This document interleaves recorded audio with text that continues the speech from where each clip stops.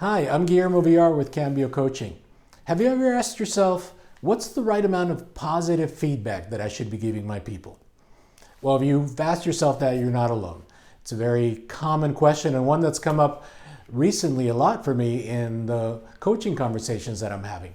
And I think it's because in these times that we're in with coronavirus, managers and leaders are looking for ways to motivate their people and help people connect with the things that matter to them. And so simply telling people what they need to be doing by force isn't working as well as at other times.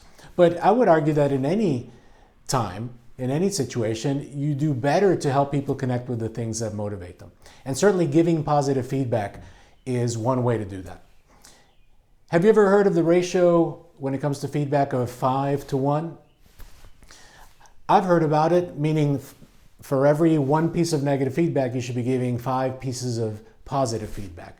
And some of you might be saying, well, gosh, isn't that like babying your people? Does everybody really need 5 pieces of positive reinforcement for 1 piece of critical feedback? And so I would say, well, maybe we can argue about whether the right ratio is 5-to-1 or 3-to-1, whatever it is. But for sure, I think most of us can agree that it's not 1-to-1, right? So 1 piece of positive feedback doesn't balance out 1 piece of negative feedback.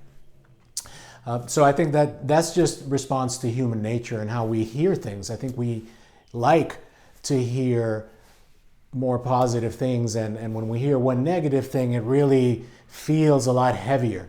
So as managers, that's something that is important for us to keep in mind. Are we giving enough positive feedback? The other thing that positive feedback does is that it gets you, and really the other people who are receiving the feedback, in the habit of receiving that feedback. And gets you in the habit of giving it. And so it creates what I call a feedback culture wherever you are. And I think that having that feedback culture is what allows for better communication and better problem solving and better integration of whatever information you have for your people, whatever feedback you have for them, and them being willing to accept it because they get feedback all the time. It's not a traumatic event whenever you decide to give them feedback.